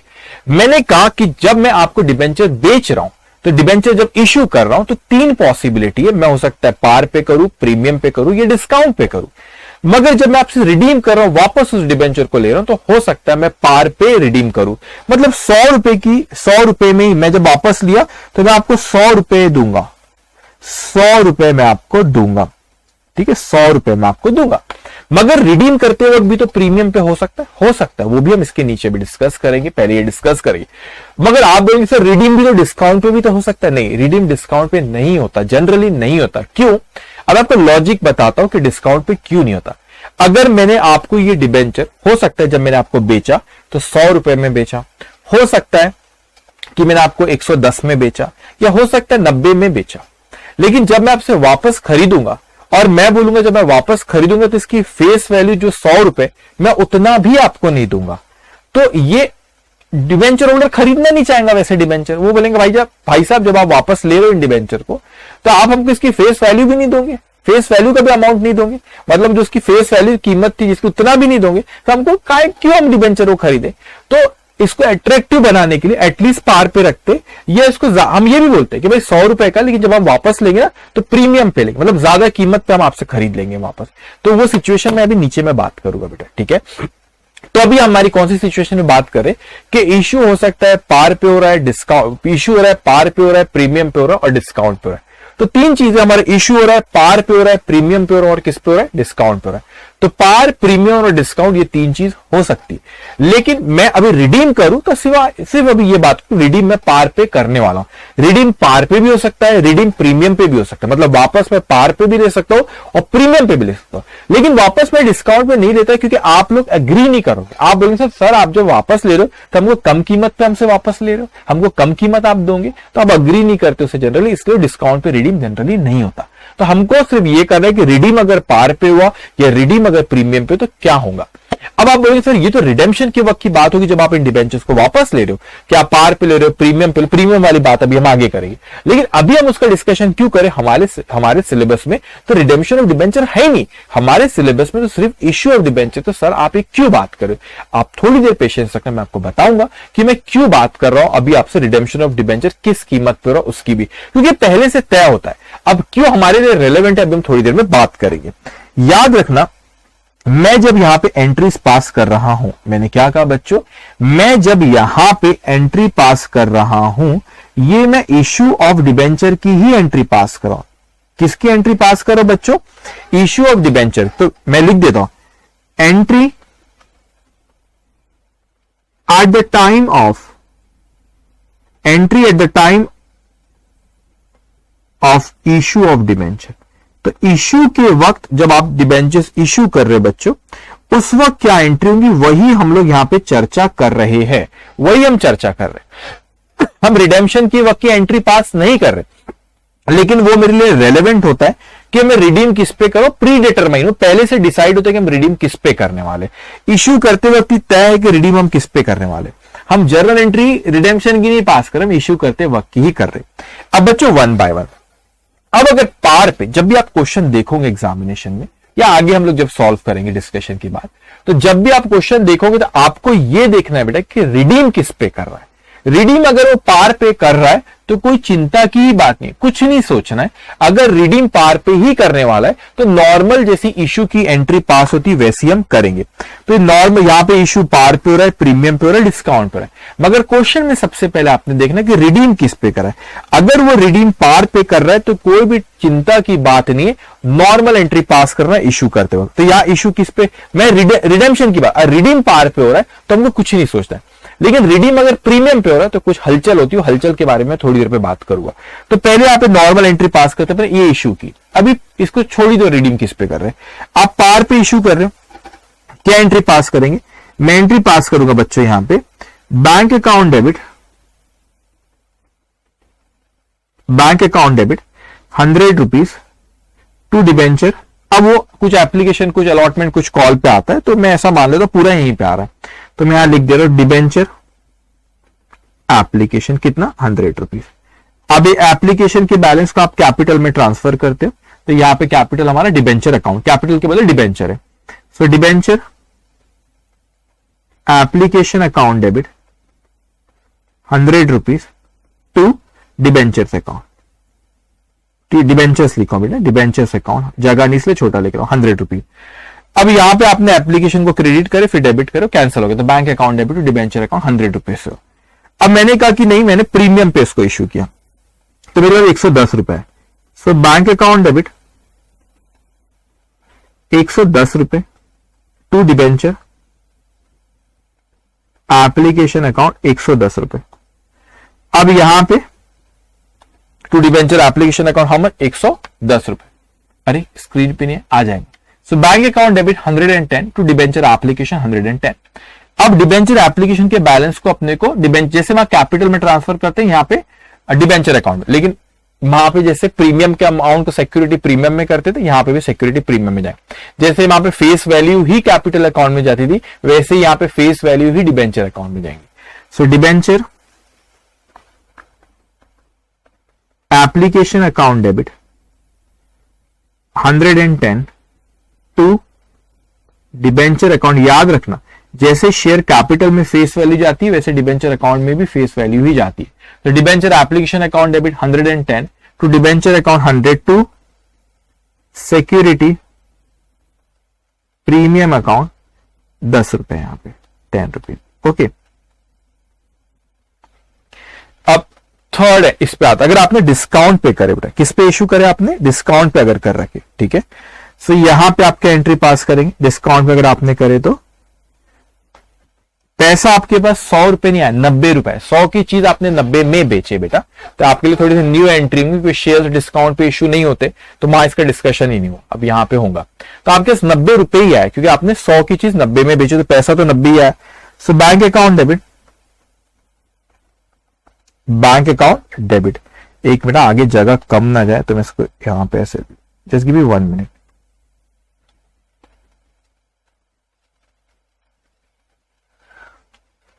थर्ड डिस्काउंट,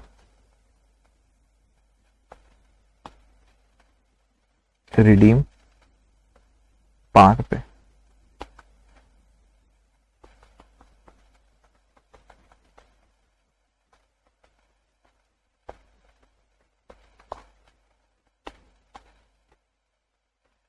ओके, तो आपके 90 रुपीज है, तो आपने यहां पे लिखे बैंक अकाउंट डेबिट 90 रुपए टू डिबेंचर एप्लीकेशन अकाउंट 90 रुपए।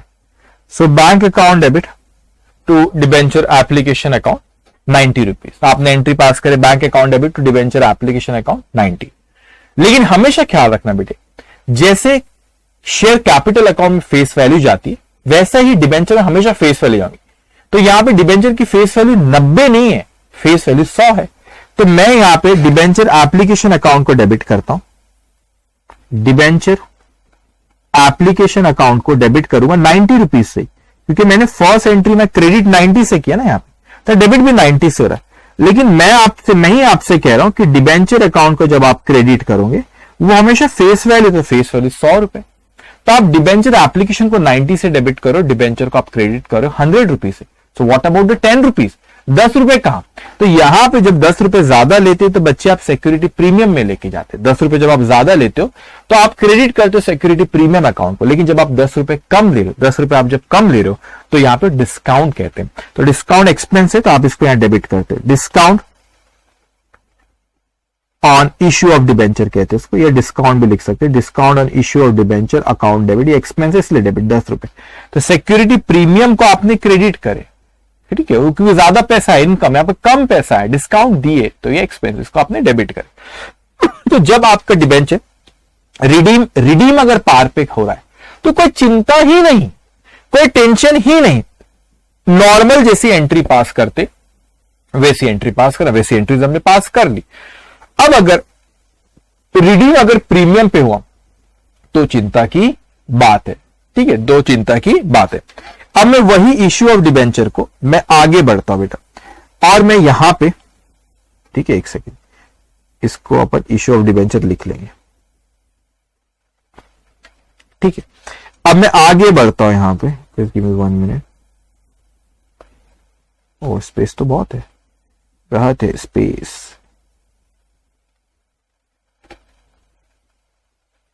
ठीक है। अब ध्यान से बेटा, अब मैं आगे यहां पे आया और मैं फोर्थ सिनारियो यहां पे लिखता हूं। अब फर्क समझना क्या है। फोर्थ कि मैं इशू पार पे कर रहा हूं, इशू किस पे कर रहा हूं, पार पे, लेकिन जब मैं इसको रिडीम करूंगा, जब मैं इसे प्रीमियम पे करूंगा, अब चिंता का विषय है सर, क्योंकि इशू पार पे हो रहा है लेकिन रिडीम प्रीमियम पे, जब भी प्रीमियम पे होगा तो वो चिंता का विषय है। ठीक है, अब इसके बारे में अपन आराम से अच्छे से डिस्कस करिए। मैं एक कहता हूं यहां पे कि मैंने एग्जांपल इशू किया यहां पे 100 रुपीज में, इशू कितने में किया, 100 रुपीज में, और मैं रिडीम करने वाला हूं 110 रुपए में। अब ये मेन है, जहां पर भी ये आया ना प्रीमियम पे, यहां पे रिडीम किस पे हो रहा था बच्चों, पार पे, तो कोई चिंता का विषय ही नहीं था। ठीक है, कुछ अपने को सोचना ही नहीं था। मैं बहुत प्योर हिंदी में बात कर रहा हूं क्या, ठीक है, कुछ आप पे फिक्र की बात नहीं वहां पे। ठीक है, तो कुछ चिंता का विषय ही नहीं था बेटा। तो यहां पे अब आपने 100 रुपीज का था, 110 में अपने को रिडीम करना है।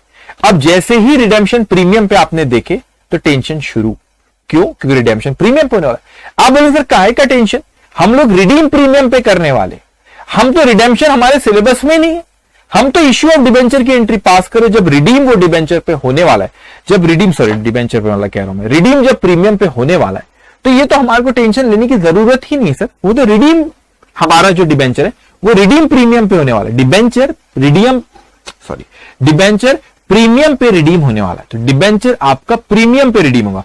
तो 100 रुपए की चीज को एग्जाम्पल में 110 में लेने वाला हूं, तो क्या आपको एंट्री में फर्क है, समझो। पहले जब भी आपने देखे कि डिबेंचर आपका रिडीम होने वाला है, किस पे रिडीम होने वाला है बच्चों, प्रीमियम पे रिडीम होने वाला है, जैसे ही आपने देखे तो एक चीज आपको ख्याल रखना है, सबसे पहले तो आपने नॉर्मल एंट्री पास कर देना। तो आपने यहां पे एंट्री पास करे, आपने यहां पे एंट्री पास करे, bank account debit, bank account debit, suppose आपको अभी तो 100 रुपए है, बैंक अकाउंट डेबिट 100 रुपीज आए बेटा, और आप उसको to debenture application, to debenture application account, ये आ गया बेटा 100 रुपए। ठीक है, आपने जैसे नॉर्मल जैसे इश्यू करे उस पे हुआ। अभी क्या हुआ यहां पे, इसको अच्छे समझने, स्पेस कम ना जाए बस। अब आप बोलेंगे सर ये एंट्री तो ठीक है, आपने यहां पे डिबेंचर एप्लीकेशन को आप फिर debenture application account debit 100 rupees to debenture application account debit 100 rupees to debenture account, आप उसको डिबेंचर में मैं उसको ट्रांसफर भी कर दूंगा डिबेंचर अकाउंट। अब वो तो सर ठीक है, ऊपर भी आपने ऐसे ही करते, अभी यहां पर भी आप ऐसे ही बता रहे हो। अब आप एक नई चीज सीखने जा रहे हो बेटा, तो जब भी आपने देखे कि कोई डिबेंचर रिडीम होंगे, अभी हम एंट्रीज इश्यू के वक्त ही पास करें, मैं बार बार कह रहा हूं, लेकिन हमने प्री डिटरमाइंड प्राइस है कि हम किस प्राइस पे रिडीम करने वाले, तो मुझे ये पता है कि मैं रिडीम 110 में करने वाला हूं, तो मेरा 10 रुपए का जब नुकसान है बेटा, प्रीमियम मिल नहीं रहा, प्रीमियम लेने की बात नहीं कर रहे हम, प्रीमियम देने की बात कर रहे हैं, हमको रिडेम्पशन के वक्त प्रीमियम देना है, तो भाई वो प्रीमियम जो जब नुकसान होने वाला है उसको अभी से बुक करो, कंजर्वेटिज्म अप्रोच। तो आप यहां पे लिखोगे, पहले तो नॉर्मल एंट्री पास करना, bank account debit debenture application, इसको सिंगल एंट्री भी पास कर सकते हो, बैंक अकाउंट डेबिट डिबेंचर भी कर सकते हो, मतलब नो नीड टू एप्लीकेशन फिर। ठीक है, तो bank account debit debenture application to debenture, you can say bank account debit debenture account, क्योंकि डिबेंचर एप्लीकेशन क्लोज हो जाता है, पहले आपने क्रेडिट करे फिर आपने उसको डेबिट करे, तो वो क्या हो जाएगा, क्लोज हो जाएगा। ठीक है, तो एनीवेज आपने पहले नॉर्मल एंट्री यहां पे पास की। अब आपने देखिए कि मेरे को रिडेम्पशन के वक्त कितना पैसा देना है, मैंने कहा कि मेरे को रिडेम्पशन के वक्त 110 रुपए देना है, मतलब 10 रुपए ज्यादा देना है। तो आपने कुछ नहीं, इश्यू के वक्त ही आपने यहां पे लिख देना loss on issue of debenture, loss on issue of debenture account debit, loss on issue of debenture account debit, कितने से बेटा, 10 रुपए से, to debenture redemption premium account, premium account कितना, 10 रुपए। तो आपने जैसे ही देखे बेटा कि मेरे को यहां पे रिडेम्पशन प्रीमियम पे होने वाला है, तो आपने जितने अमाउंट आपको प्रीमियम पे करना है, आप कुछ नहीं, सिर्फ ये सीधा ये एंट्री पे, सीधा ये एंट्री पे आप यहां पे क्या करेंगे, ओके, सीधा आप बच्चों क्या करोगे, इस एंट्री पे आपने loss on issue of debenture यहां पे देखे आपने, ये 10 रुपीज प्रीमियम, ये प्रीमियम का अमाउंट है जो मेरे को रिडेम्पशन के वक्त देना, उतने से डेबिट करो और उतने से बच्चों यहां पे क्या कर दो, बस सेम एज इट इज जो ऊपर करे वही हमको यहां पे करना है। As it is. देखो यहां पे यही एंट्रीज मैंने बस यहां पे जो रिडेम्पशन के वक्त प्रीमियम मुझे पे करना है बच्चों, वो प्रीमियम जो मेरे को रिडेम्पशन के वक्त जो प्रीमियम मेरे को पे करना है वो मैंने यहां पे लिखा। तो loss on issue of debenture से आप 10 से डेबिट करोगे और उतने ही अमाउंट से क्रिएट कर लेंगे किस अकाउंट को, डिबेंचर रिडेम्पशन प्रीमियम अकाउंट। अब थोड़ी मैं आपसे चर्चा कर लूं कि ये अकाउंट कौन से, फिर आगे एंट्रीज पे मैं आता हूं। ये जो आपका loss on issue of debenture account जो है आपका, इसको अपने को राइट ऑफ करना होता है। राइट ऑफ करने का मतलब क्या होता है बच्चों, कि इसकी जो लाइफ है, फॉर एग्जांपल डिबेंचर में 10 साल बाद रिडीम करने वाला, कितने साल बाद रिडीम करने वाला, 10 साल बाद डिबेंचर वापस लेने वाला बेटे। तो ये 10 रुपए को मुझे 10 साल में राइट ऑफ करना है। राइट ऑफ करने का मतलब उसे कैंसिल करना है, पीएनएल अकाउंट में लेके जाना है। तो मैंने यहां पे loss on issue of debenture account को डेबिट किया, तो 10 रुपए से डेबिट किया, लेकिन 10 साल बाद वो डिबेंचर में रिडीम करने वाला कितने पे, प्रीमियम पे रिडीम करने वाला। तो प्रीमियम पे जब मैं उसको रिडीम करने वाला, ओके, प्रीमियम पे जब मैं उसको रिडीम करने वाला बेटा, ठीक है, तो मेरे को ये जो loss on issue of debenture है 10 रुपए, loss on issue of debenture को मुझे क्या करना रहेगा, इसको राइट ऑफ करना रहेगा 10 साल में। कितने साल में राइट ऑफ करना रहेगा, 10 साल में अपने को इसको राइट ऑफ कर रहा है। तो 1 साल में अपने को 1 रुपए राइट ऑफ कर रहा है। तो पीएनएल अकाउंट में लेके जाना, तो मैं इसकी एंट्री पास करूंगा, profit and loss account debit, profit and loss account debit to loss on issue of debenture जो लिखा हो, 1-1 रुपए मैं इसको एग्जांपल के तौर पे 10 साल में राइट ऑफ करा। अब आप शायद सोचोगे, और नहीं सोचे तो सोचना चाहिए आपने, कि sir loss on issue of debenture में बैलेंस है मेरा 10 का, आप इसको राइट ऑफ कर रहे हो एक ही, हाँ, क्योंकि मैं 10 साल बाद इसको रिडीम करने वाला हूं। तो 10 ये एंट्री इश्यू के वक्त ये एंट्री पास हो रही, इश्यू ऑफ डिबेंचर के वक्त ये एंट्री पास हो रही, 10 साल में मुझे इसको राइट ऑफ करना है। तो जब मुझे 10 साल में इसको राइट ऑफ करना है बेटे, तो 10 रुपए की चीज को 10 साल में राइट ऑफ करना, 1 साल में कितना राइट ऑफ कर रहा है, 1 साल में मुझे उसको 1 रुपए से राइट ऑफ करना रहेगा। तो 10 साल में 10 रुपए पूरे राइट ऑफ, लेकिन 1 साल में 1 ही रुपए राइट ऑफ हो रहा है। तो पहले साल में आपने पहले साल के एंड में 1 रुपए राइट ऑफ किया, तो 9 रुपए बचे ना इस अकाउंट में, तो 9 रुपए का बैलेंस आएगा ना, यस 9 रुपए का बैलेंस आएगा। तो वो जो आपका 9 रुपए का बैलेंस आया वो किस साइड रिफ्लेक्ट होगा बेटा, वो डेबिट बैलेंस है, वो आपका नॉन करंट एसेट में रिफ्लेक्ट होगा, कि आपने इसको भी राइट ऑफ नहीं करे। अब इसका क्या सर, ये डिबेंचर रिडेम्पशन प्रीमियम अकाउंट, तो डिबेंचर रिडेम्पशन प्रीमियम अकाउंट जो होता है ये आपका रिफ्लेक्ट होता है नॉन करंट लायबिलिटी में। क्रेडिट बैलेंस है, ये आपका रिफ्लेक्ट होता है नॉन करंट लायबिलिटी में, ये रिफ्लेक्ट होता है नॉन करंट लायबिलिटी में। अब आप बोलेंगे सर अब इसको समझना, मैं चाहता हूं बहुत डीप में सोचो जाके। तो मैंने कहा कि loss on issue of debenture account है, ये 10 साल में खत्म हो जाए। आज मैंने इश्यू किया डिबेंचर और ये 10 साल में बेटा खत्म हो जाएगा। क्यों? क्योंकि मैं इसको हर साल 1-1 रुपए राइट ऑफ करूंगा। तो every year I will pass entry PNL to debenture loss, sorry PNL account debit to loss on issue of debenture, PNL account debit to loss on issue of debenture. At the end of the 10th year the balance will be 0 in loss on issue of debenture account, क्योंकि हमने इसको write off कर दी। But what about the debenture premium, debenture redemption premium account, तो इसको तो मैं कोई भी चेंज नहीं करता, तो 10 साल एज इट इज दिखेगा।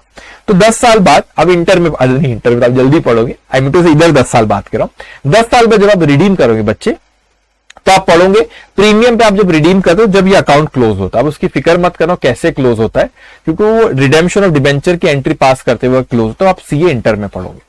बस अभी इतना समझना बच्चे कि जितना अगर रिडीम, पहले सबसे पहली नजर जैसे ही क्वेश्चन सामने आए कि रिडीम किस पे कर रहा है, रिडीम अगर वो प्रीमियम पे कर रहा है, रिडीम अगर प्रीमियम पे कर रहा है बेटे, तो अपन ने याद रखना कि कितने रुपए से प्रीमियम पे कर रहा है, उतने को लॉस ऑन इश्यू डिबेंचर से डेबिट करा, उतने से डिबेंचर रिडेम्पशन प्रीमियम से क्रेडिट करना।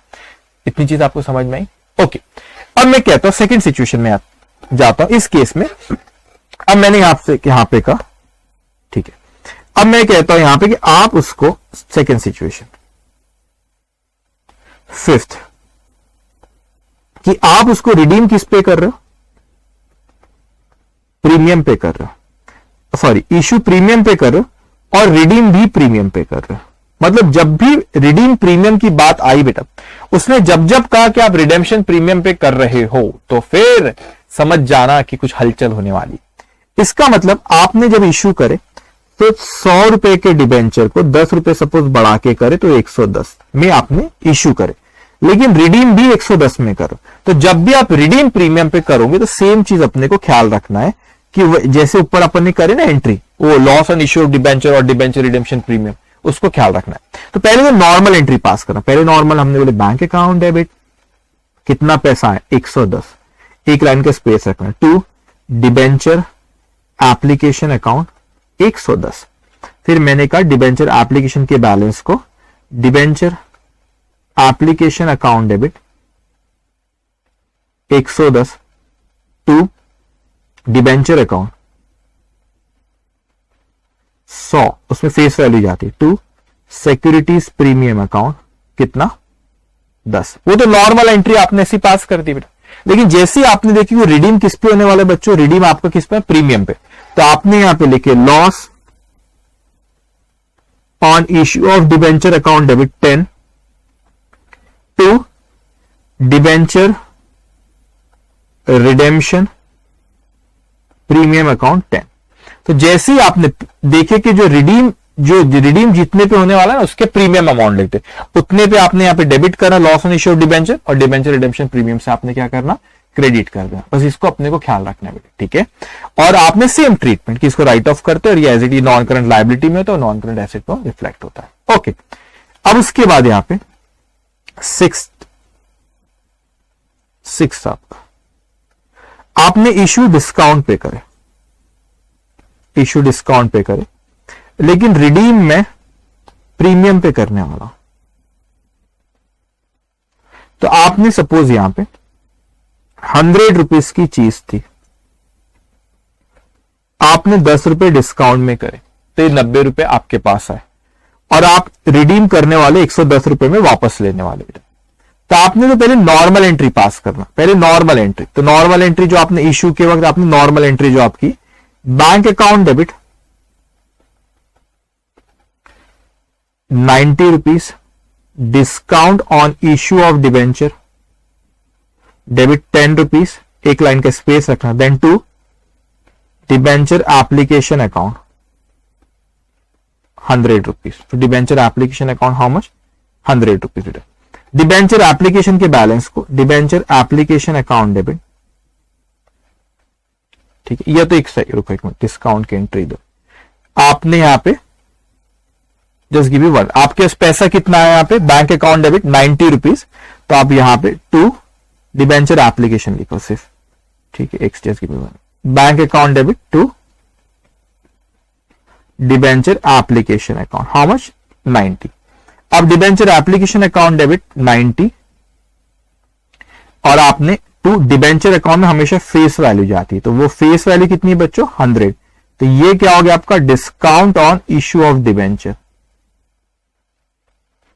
डेबिट कितना 10 रुपीज, ठीक है। सेम जैसे अपने ऊपर यहां पे एंट्री पास करें बैंक टू डिबेंचर एप्लीकेशन, ये सेम एंट्री आपने यहां पे पास की, लेकिन आपने देखिए रिडीम किस पे होने वाला है, प्रीमियम पे होने वाला है। तो आप यहां पे लिखोगे loss on issue of debenture account debit 10 to debenture redemption premium account how much 10। तो आपने यहां पे loss on issue of debenture को डेबिट करे और यहां पे क्या करे बेटा, आपने उसको क्रेडिट करे। ओके, इतनी चीज आपको समझ में आई। इस तरीके से आपको एंट्रीज पास करना रहेगा। तो पहले आपने ये देखना कि इश्यू किस पे हो रहा है, वो इश्यू किस पे हो रहा है उसको आपने पहले देखना बेटा। तो वो पहले आपने रिडीम किस पर, अगर वो पार पे हो रहा है तो पार पे हो रहा है, तो कोई अपने को चिंता की बात ही नहीं बेटा। अगर वो पार पे हो रहा है तो कोई फिक्र वाली बात ही नहीं। मगर जैसे ही आपने देखी कि नहीं नहीं नहीं नहीं नहीं वो प्रीमियम पे रिडीम होने वाला है, तो फिर अपने को ये loss on issue of debenture debenture redemption premium due to conservatism approach we do this, तो ये अपने को इफेक्ट देना रहेगा। Just give me 1 minute. Okay, यहां पे मैं लिख लूं 6 डिफरेंट सिचुएशंस लिख देता हूं बस मैं ऐसे। तो आपको सिचुएशंस वो बताएगा कि ये अलग अलग 6 सिचुएशन आपके रहेंगे, इसी में एंट्री करना रहेगा बेटा, ठीक है। तो ये हमारा डिस्कशन हुआ यहां पे। अब इसके ऊपर जो आपके क्वेश्चंस रहेंगे वो हम लोग नेक्स्ट सेशन में करेंगे, और यहां पे ख्याल रखना है बेटा आप लोगों को, जो आपके क्वेश्चंस रहेंगे यहां पे वो छोटे छोटे सिंपल क्वेश्चन रहते हैं। तो क्वेश्चन नंबर 23 से लेके वो दिख रहा है आपको बहुत बड़ा है 34 37 तक के, लेकिन वो सिंपल क्वेश्चन है, जल्दी जल्दी होते जाएंगे। ओके, तो बस आपका होमवर्क है, 2 सेशन में चैप्टर खत्म हो जाएगा, मोस्ट प्रॉबेबली 2 सेशन में भी चैप्टर खत्म हो जाएगा। तो अब आपको क्या, ये जो आज एंट्रीज जो सीखा मेन, ये एंट्रीज को आपको एक बार अगले सेशन के पहले रिवाइज करके रखना, हम लोग इस पे क्वेश्चंस करेंगे। आज का होमवर्क आप लोग ले लेंगे। होमवर्क एक चीज ख्याल रखना, जो क्वेश्चन नंबर 12 होमवर्क है, ऐसा क्वेश्चन अपन ने क्लास में करे हैं। तो ओवर सब्सक्रिप्शन कुछ होता है, आई थिंक वैसा ही है, 5,60,000 आया है यहाँ पे, इंस्टीट्यूट का फेवरेट है ना। अच्छा 135 इशू करना चाहता है एप्लीकेशन एकदम 5 लाख, ऐसे करे, रुको मैं बताता कौन सा है। ऐसा होमवर्क भी मैंने दिया था, जो क्वेश्चन नंबर आपने 5th करे हो ना बच्चे, अरे वैसे ही है, सिमिलर टू क्वेश्चन, ठीक है। अब बार बार इंस्टीट्यूट वैसे ही पूछ लिए, ये किसके तरह, similar to question number 7 class का, और प्रैक्टिस क्वेश्चन में वैसे ही अपने की प्रैक्टिस क्वेश्चन नंबर 5th है। ओके, तो ये होमवर्क है, पहले होमवर्क दे देना था मैं 5th, और ये आपका होमवर्क है क्वेश्चन नंबर, ये राम और श्याम वाला, अच्छा फैशन गारमेंट्स इसमें श्याम है, एक राम और श्याम वाला ऐसे क्वेश्चन अपन ने किए बेटा, मेरे को ख्याल नहीं कि वो अपन ने ऐसे ही था क्या। एनीवेज ये होमवर्क है, लेकिन ये भी December 21 के एग्जाम में आया हुआ है, ठीक है, ये भी होमवर्क है। अब इसके बाद आपके इशू और डिबेंचर के क्वेश्चन है, तो वो मैं जब अभी अगले सेशन में मैं करूंगा, उसके बाद आपको होमवर्क दूंगा। तो ये सेशन हम लोग का यहाँ पे खत्म होता है। Take care, bye bye.